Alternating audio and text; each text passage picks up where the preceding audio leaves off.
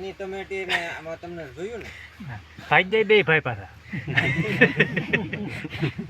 તો એની કરતા સારી છે.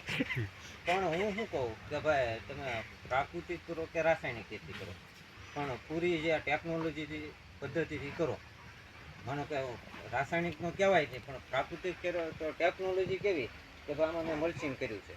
દિવાળી પછી વરસાદ થયો 10 દિવસ જીતુભાઈ, તો જેને આવી ટેકનોલોજીનો ઉપયોગ નહોતો કર્યો તો એને ટમેટી ને રીંગણી બધું ઉઈ ગયું ને, તો આપણે કાંઈ નથી ગયું. પછી તમે આમાં જુઓ, તમે આટો માર્યો છે તો રોગ છે કે નથી? પણ છે રોગ આમાં. જો તમે આમાં જુઓ, કોબીમાં છે, ભીંડામાં છે, કુકરવા રોગ છે. થોડુંક તો હોય ને, હોય એનું કારણ છે તમને કે જે એનો કોબીનો રોગ છે કે ભીંડાનો, એમાં રોગ પ્રતિકારક શક્તિ નથી. રોહિતભાઈ વાત કરી કે એ જીવવા લાયક નથી, એટલે ભગવાન એમને મારી નાખ્યો. એમાં કદાચ તમે દવા ખાવ જે કાંઈ નાખશો એ પછી બીજું કે આમાં રોગ કેમ નથી કે આ છે ને સિઝનેબલ કર્યું છે. માનો કે અત્યારે ઘઉં કરાય પણ બે મહિના પછી ઘઉં ન થાય, તો એમ તમે ટમેટી કરો 2 મહિના પછી ન થાય, તો આ ટમેટીની સિઝન છે એટલે થઈ છે. પછી કે આમાં રોગ આવે તો એમાં રોગ આવ્યો ને તો એમાં જો આમાં અમેરિકન મકાઈ છે તો એમાં કાંઈ પણ રોગ આવશે તો મીઠી વસ્તુ મરે. પછી કોબીની સિઝન છે, તો અમે જે આ બધું રોપ લેવા ગયા ને તે મનભાઈ કહેતા એ મને કહી ન કે આ ધંધો ન કરે, થાય નહીં કે, છતાં થઈ ગયું. પછી મેન પાક શું તો રોહિતભાઈ કે ટમેટી આપણો અત્યારે છે, તો ટમેટીની અંદર એવડો રોગ હતો.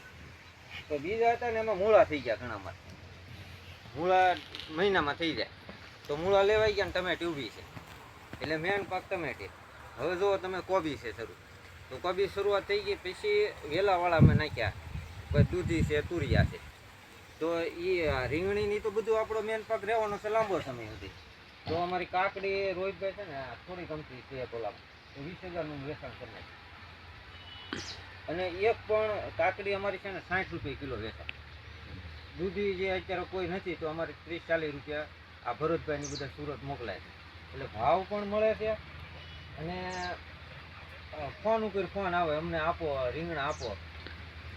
રોહિતભાઈ જે આ રાસાયણિક ખેતી કરે રીંગણા થાય ને તો અમારે નથી રોજ લઈ જાય તો રીંગણા ખાવા છે કે તમારા ખાવા. બધાને ખબર છે કે ઝેર વાળું ખવાય, મરી જવાના છે, તો પણ સારું ખવાય ને.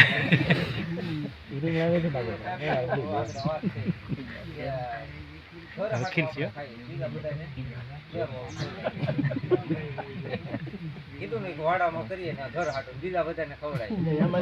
ચાલુ થાય એમ. તો જીતુભાઈ તમે અજાબ ગામમાં જોયું ને રોહિતભાઈ કેટલા તો એમાં એવું છું જેને ઘર હાટો સારું પૈક્યું ખાધું અને બીજા બધાને ઝેર વાળું ખવડાવી દીધું, તો રોહિતભાઈ 90% એને જ થયા કેન્સર. કે આપણે સારું ખાવું છે મોલક ને તો એને જ થયું એમ. એટલે ભગવાન બધું જોવે છે આવું. પછી આ આવી બીજી છે ને ટેકનોલોજી આ પદ્ધતિ આવી કરવાની છે કે આમાં જો ઓછું પાણી જોવે છે, પછી રોગ જીવાત આવતી નથી જો આવી પદ્ધતિ. પણ પહેલા પ્રશ્ન આપણે શું કે નિંદામણનો પ્રશ્ન, તો આમાં નિંદામણ તો થતું નથી કાંઈ. પછી એક પાક નહીં કરવાનો, માનો કે તમે રીંગણી કરો તો એકલી રીંગણી નહીં કરવાની, એમને હારે જે મિશ્ર પાક કરવાનો. એટલે એક